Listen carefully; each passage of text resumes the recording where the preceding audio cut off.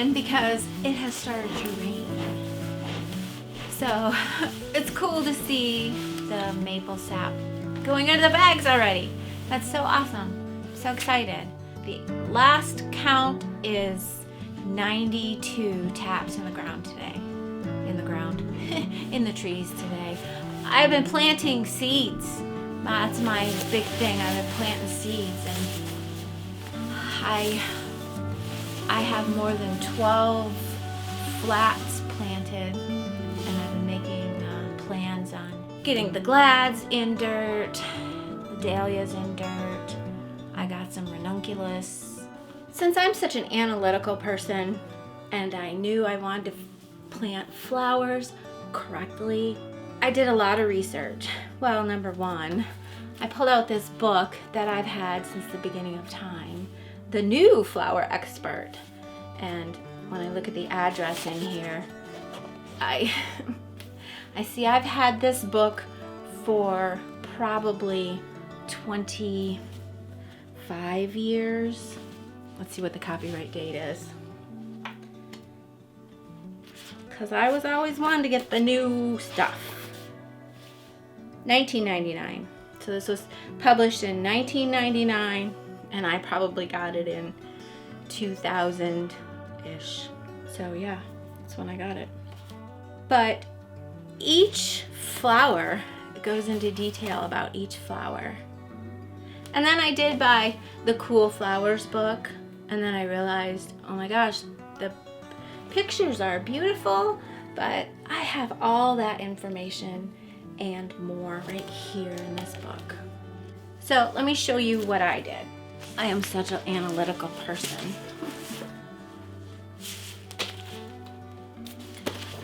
I watched a lot of YouTube videos and I got a lot of information.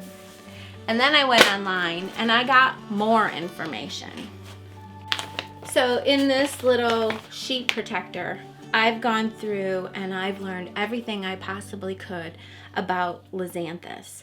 I learned about the timing and how many weeks it takes to germinate, and how many weeks it takes from germination to flower. Soil preparation, lighting, because everything is different.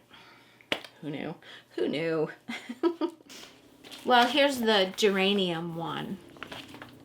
Basically what I did, I want my geraniums ready for Mother's Day, which is here. So I counted backwards how many days it takes to germination and how many days to flower. And I planted my geraniums on February 4th. I've been watching all these videos and everybody's like, get your ranunculus in right now. Well, their planting season is weeks after mine, so I'm right where I need to be with pretty much everything. I didn't even order feverfew because I'm like, oh well, you know, it's after Christmas. I don't have time for feverfew. And then I went and looked the other day, and you know, these are like zone 8 people. So I ordered feverfew. So I have feverfew to plant. So the mud is just going away now, and I'm realizing how big a job flower farming is, and it's not even the 1st of March. Yeah. Also, see this? This is my moon calendar. So I know if you plant by the moon, that planting seeds during the new moon and the full moon is beneficial. So when I go to get a date, when I hit a date on my calendar to plant something, I'll look where's the new moon, where's the full moon, and adjust accordingly. It's just my thing. You have to do what you want. Do what you want. You have to do what I do. Okay, we're in zone 4, and ranunculus is really a cold weather plant, so you can get them out into the ground super early. I've seen where people have them out in a hoop tunnel in a cold frame super early, and I know they have them ready for Mother's Day, and that's, you know, zone 4B, but I've already missed that time frame. So if I plant my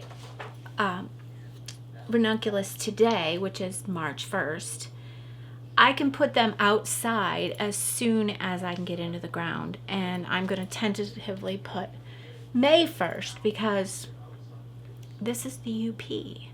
We have a lot of snow. We have a lot of weather happenings.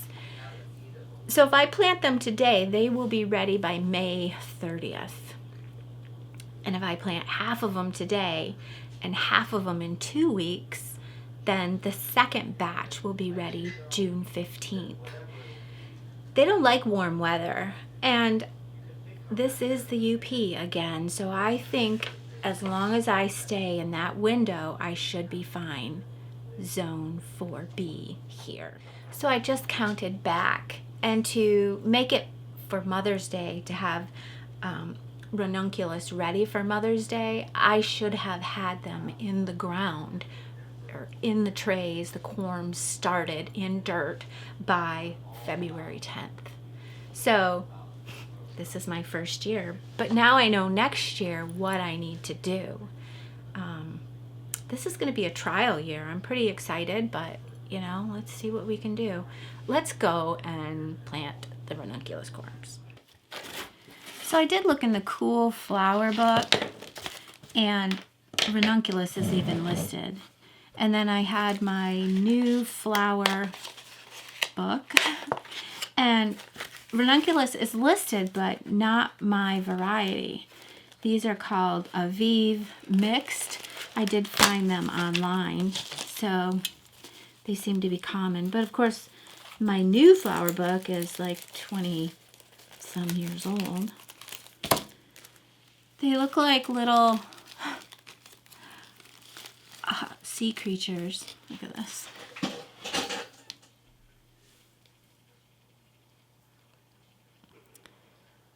We put them in water for 3 or 4 hours, and it's supposed to hydrate them and make them start their growing process.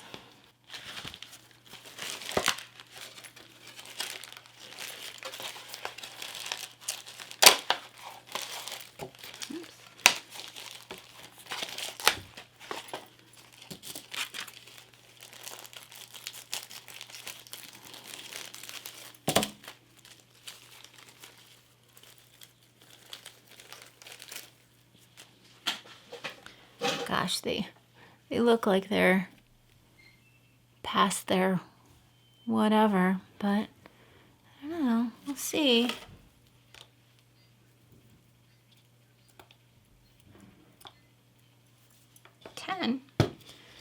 All right, so we'll let these little guys soak for 3 or 4 hours. Let's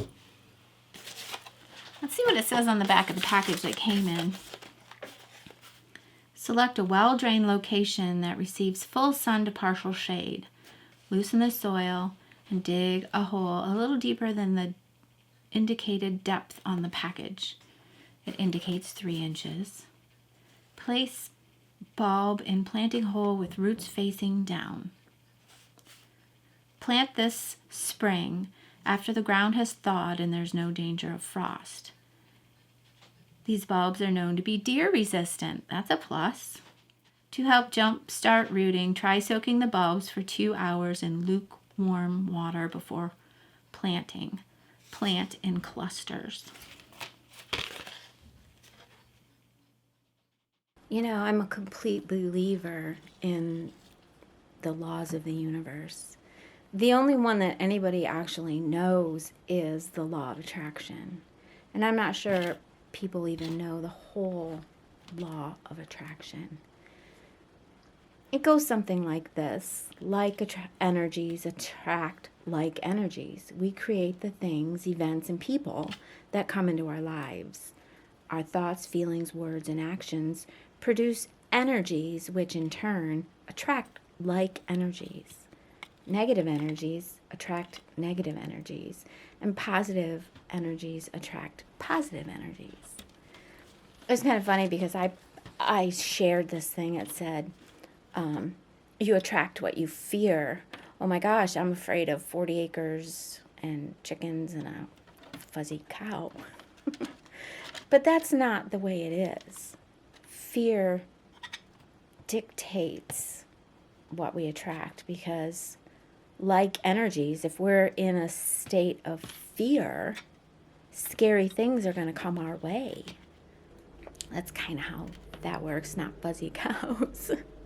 I'm not sure what my favorite law is of the universe, but I really like the law of correspondence. You know, our world is a mere reflection of our inner world. It corresponds with our dominant patterns of thinking. The state of our life is nothing more than a reflection or a mirror of the state of our mind. If you want to change your life, change your thoughts. I heard a thing before. It says, what do you do if you're having a bad day and you have all these thoughts raging in your head, having bad thoughts? Think a better thought. Sometimes we get into this pattern and this rut, and sometimes it's hard to really see far into the future in a positive way. But if you can just think one higher level thought from dark thoughts, you're one step closer to the light. So I had really struggled a lot the last couple of years, and trying to find my center and my peace and my spirit again was a journey. And I really began to delve into the laws of the universe and realize it just kind of clicked for me. I grew up in church with my grandma, and then when I grew up and got married, I took my children to church. You know, I've gone to non-denominational, I've gone to Baptist, Pentecostal, Catholic church. My dad's people are all Catholic, so I grew up in and out of all these churches. But it wasn't until I was reading the Kybalion that I realized a lot of the verses in the Bible, and let me tell you, I have been reading my Bible for, 50 some odd years, and I know it pretty forward and backward. But a lot of those verses in that Bible come from the Kybalion. So after doing research again, King James took all of the stuff out of the Bible that he wanted to take out and just put his own stuff in. In the original text, there was nothing in the Bible that said, "Thou shalt not suffer a witch to live." It's not there. He put it in there because at that time, I can't remember the exact name of the girl, but she was 16 years old, and her witch trial kind of ignited that whole witch thing. And she was just a typical 16-year-old girl who the governor or whoever it was thought he was supposed to be in control of. And because he couldn't control her, obviously she was, possessed by the devil and following the devil. It's just crazy how man distorts things that are given to us from the all, from the creator, from the maker. Call that entity, that power, anything you want, but that's not his philosophy.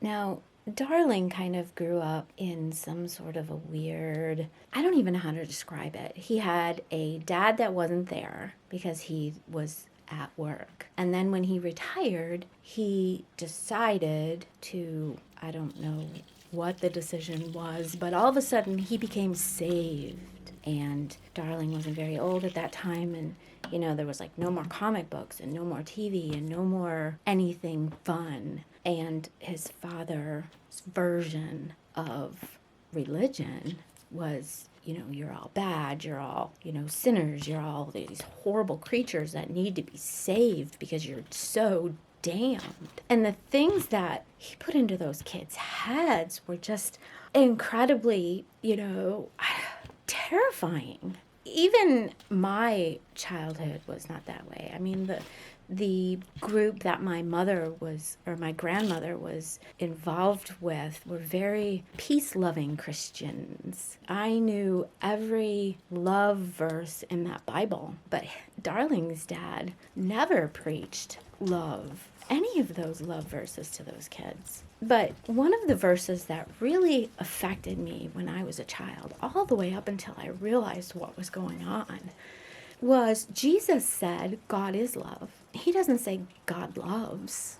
So that whole image of that old man with a beard and a white robe sitting on a throne in the clouds is just a creation of man trying to control a community or a town, a parish. My belief in God, of course, is he is the all. He is just love. He is love. And that just clicked for me. And then I realized, and you got to think about this, when the Bible talks about Jesus being born and how the army was coming to kill him, and he had killed, that king had killed all those babies trying to kill Jesus. Where did they flee to? They fled to Egypt. I mean, hello. Where do you think he went to school, and what do you think he learned? Because he was a very enlightened child, person, being. He learned the laws of the universe. Why do you think he was able to teach his disciples how to do quote unquote miracles? Because they followed the laws of the universe. When I had that realization, it was just so freeing because it doesn't matter what religion or whatever you are brought up in, there's always that level of guilt. It's a guilt trip, a pure and simple guilt trip. You're going the wrong way, you're going to hell, you're going to the devil. All made up by man to control people. And that just felt so freeing. And I was able to say, I'm a witch. I'm a hedge witch. I believe in all the laws of the universe. I believe in the magic of nature. This is who I am. All of these years that I've been doing magic and feeling guilty about it, just because it was in my spirit, it was part of me, I was born a witch, I don't feel guilty anymore. I was able to just drop that. Where are you in your journey? I just feel like there's a lot of other women out there like me that I would love to connect with. Tell me, where are you in your journey? So going back to the law of correspondence, the fundamental concept in hedge witchcraft is derived from the ancient Hermetic principle, as above, so below, as within, so without. The law teaches us that there is a relationship between us and the universe. In practical terms, it means, the patterns and symbols and energies in the natural world are reflected inside of us, and vice versa. By understanding and working with your correspondences, your crystals, your color candles, all of those things that we do when we speak a spell helps us align with the greater forces, with the all, with the universe. And we can work magic with intention and purpose using those correspondences.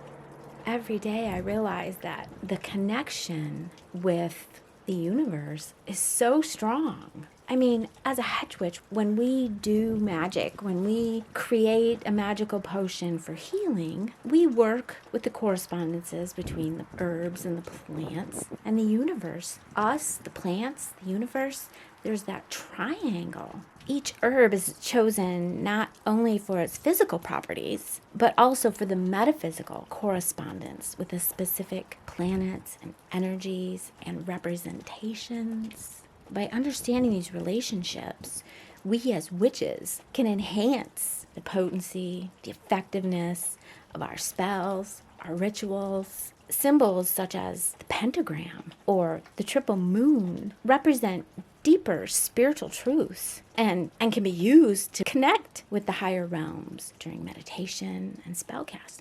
So the ranunculus has soaked for 3 or 4 hours, I guess. It was kind of funny because they had little bubbles on them. They look a whole lot different now, don't they? There was one that kind of floated at the top. I thought maybe it wasn't gonna hydrate, but it did, and it went down. They all look so different.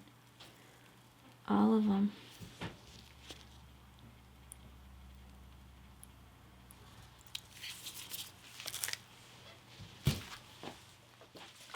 So I made some soil blocks to put these in. The instructions say 2 to 3 inches below the surface, but I don't have that much space. So what I think I'll do is I'll take this corm, little octopus feet down, and put it in the center. And then take a little bit of dirt and just put it on top. That gives it a little bit of space. And these are going to come out and get replanted. So I'll put them in first. So this tray holds 24 and I only have 20. So I think I'll put some perennial snapdragons in the other 4, since they'll pretty much go outside at the same time.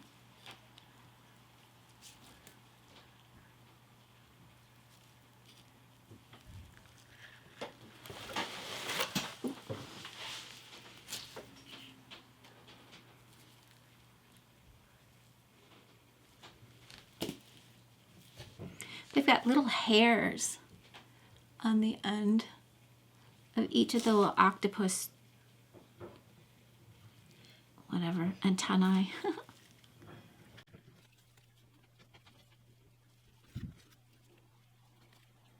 I think this makes the best holes for 90% of what I do is the Sharpie end. So I'm going to do 20 today, 20 in 2 weeks, and 20 after that. So I'll have 3 plantings of this. We'll see how that goes, because then the last ones will be ready in June. And it pretty much says June. They're done by June, but this is the UP. We're still wearing sweatshirts for 4th of July a lot of times.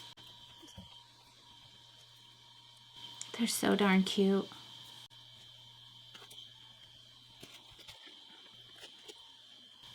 It's got a bigger one.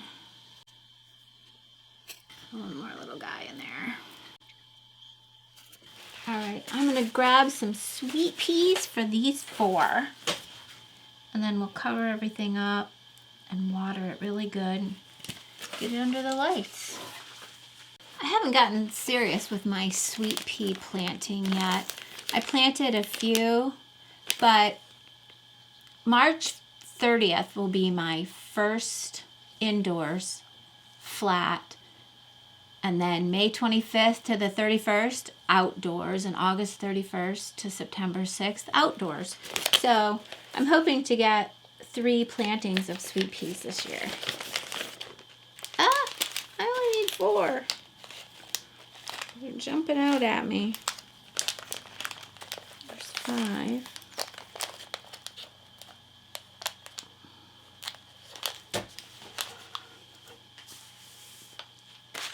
Okay. 1, 2, 3, 4.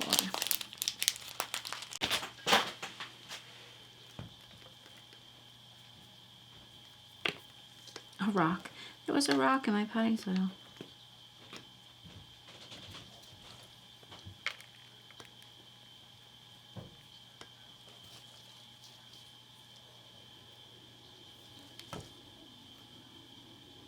This one's a little taller. Give them a little bit more soil.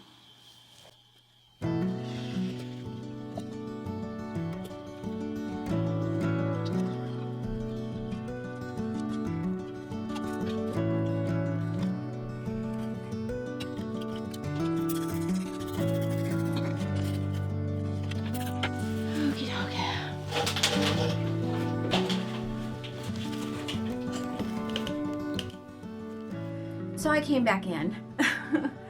Darling's just gonna let it cool down.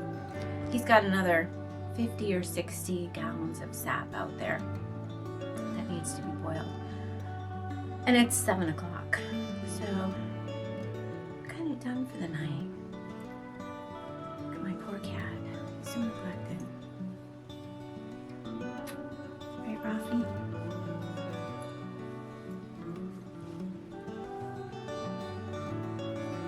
Right, old man?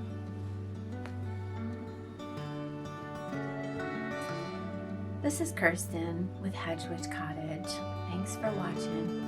We'll see you again on the next one. Bye.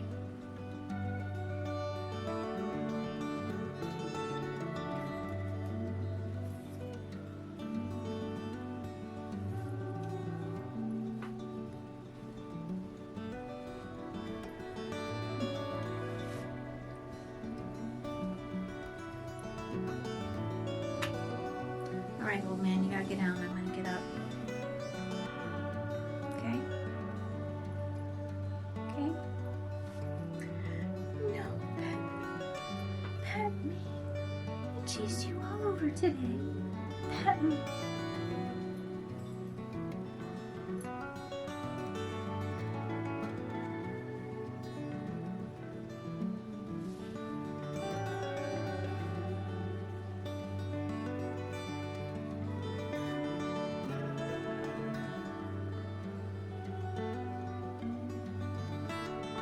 Okay, enough. What's she gonna do? Jump on my lap now? What are you gonna do, sweet pea? You just haven't seen us all day yet. You